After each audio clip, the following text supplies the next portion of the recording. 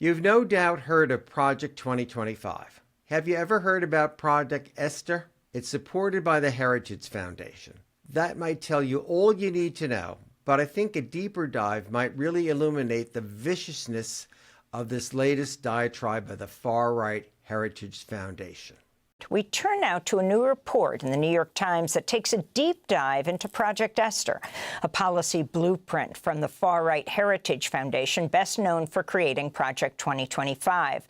Project Esther was launched October 7, 2024, and lays out plans for surveilling, silencing, and punishing pro-Palestinian activists, including deporting non-U.S. citizens. New York Times investigative reporter Katie J.M. Baker spoke to the people behind Project Esther for her new piece. The group behind Project 2025 has a plan to crush the pro-Palestinian movement. Katie joins us now to explain. Welcome to Democracy Now! It's great to have you with us. What did you find? Thanks so much for having me. Yeah, so I found that the architects behind Project Esther said that it's no coincidence that what we're seeing in terms of actions taken against universities and pro-Palestinian protesters on a federal, state, and local level is happening months after they released their report. So the Forward had originally talked about this kind of white paper of the Heritage Foundation, but you went much further. You named names and talked to people behind Project Esther. Tell us who they are. Yeah, so the woman overseeing Project Esther is Victoria Coates. She is a former national security advisor to Trump during his first administration, and she has a long history of working on Israeli matters. And then Robert Greenway ran the Abraham Accords, and he's one of the co-authors of Project Esther. And if you can talk about what exactly their plans are, and how many Jewish groups are involved in shaping Project Esther as they talk about, as the leaders of Project Esther talk about combating anti-Semitism? Yeah, so Project Esther aims to rebrand all critics of Israel and pro-Palestinian protesters as providing material support for terrorism. So that means that anyone who's ever participated in a pro-Palestinian protest at a university, for example, is potentially providing material support and should be fired or deported or otherwise ostracized from what they call open society. And there's not very many Jewish groups involved in this project. There are a few, but the task force that inspired Project Esther was primarily Christian and right-wing organizations. Can you talk about the role of Christian Zionists? Yeah, there are some Christian Zionists who are interested in Israel because they think that it will help bring about Christian dominion worldwide or bring about biblical end times. But there are also a lot of Christians who just see shared Judeo-Christian values and support Israel for that reason. And I think most interestingly, Heritage incorporated a lot of arguments about anti-Semitism into their attacks on higher education more generally after October 7th, and they blame DEI, Black Lives Matter, those types of progressive movements for what they see as the rise of anti-Semitism on college campuses. I wanted to turn to someone you quote in the piece. Democracy Now! Spoke Sunday with Stephanie Fox, the executive director of Jewish Voice for Peace, to ask for her response to what you exposed about Project Esther. Project Esther was created by the ultra-conservative white Christian nationalists and should be understood as an addendum to Project 2025, which is the Heritage Foundation's plan to remake the U.S. in an ultra-conservative image. It has absolutely nothing to do with Jewish safety, and it is intended solely to destroy the Palestinian liberation movement, using tools that can then be used against all communities and movements and democracy itself. We can see clearly that Project Esther sets out a path for the Trump administration to sharpen those legal regimes that will best advance MAGA goals. So, for example, the targeting of international students like Mahmoud Khalil for abduction and deportation because of their political views is a terrifying attempt to expand already unjust counterterrorism and immigration laws against Palestinian rights movement, immigrant communities, and civil liberties writ large. The Trump administration and groups like the Heritage Foundation think that if they target the groups they believe to be most vulnerable, so Palestinians, anybody who will defend Palestinian human rights, immigrants, trans people, then nobody will stand up and fight back. But this country's fascist turn is not inevitable. If a united coalition can beat back these attacks now, we can destroy the momentum of Trump's broader agenda. And we understand that what justifies that agenda is the same thing justifying US-backed Israeli genocide and ethnic cleansing of Palestinians. We see the twin evils of the cynical use of false accusations of anti-Semitism that ensure the Israeli government can't be held accountable, and also the pervasive and constant racism and dehumanization against Palestinians. Those tactics are decades old, and frankly, they've had bipartisan support. The MAGA right is now consolidating and accelerating those. And so it's on us to remember that they rely on the weaponizing of anti-Semitism and the deploying of anti-Palestinian racism because they've lost the argument. The very notion, take, for example, the Hamas Support Network, which is the term used by the Heritage Foundation to describe the Palestinian liberation movement, it's a contrived and baseless smear that is obviously intended to vilify any and all criticism of the Israeli government. And the accusations would be laughable. They're outlandish, they're baseless, if they weren't being translated into such deadly serious policy endangering people's lives right now.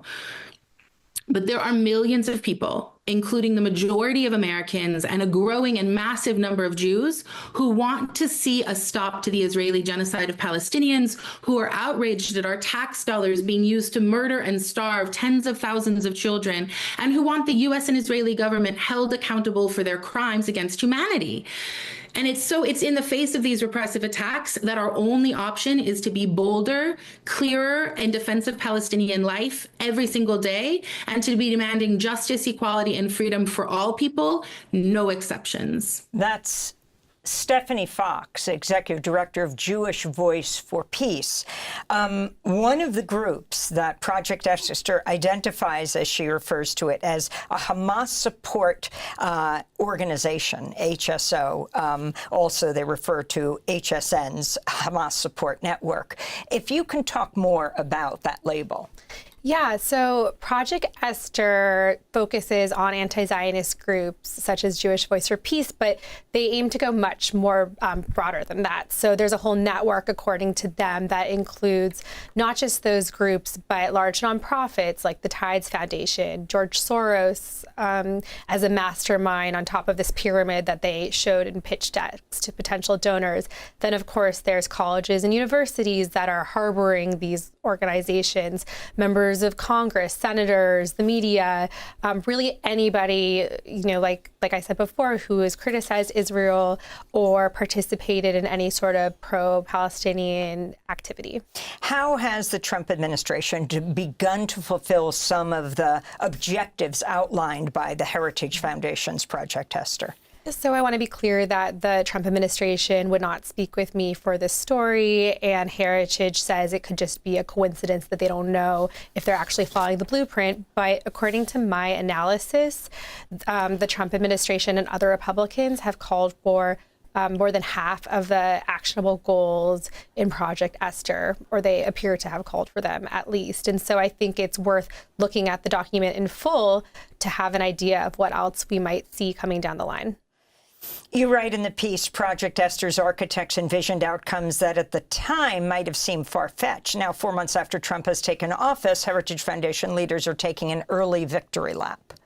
Yeah, so again, they won't say for sure. And if you recall last year, Project 2025 was so contentious. It became such a big talking point during the election campaign that Trump had to distance himself from it. So they're very careful to keep their distance from each other. But they do say that they meet regularly with officials from the administration. And Mr. Greenway said to me that it was no coincidence that we're seeing actions such as billions of dollars withheld to universities for federal funding.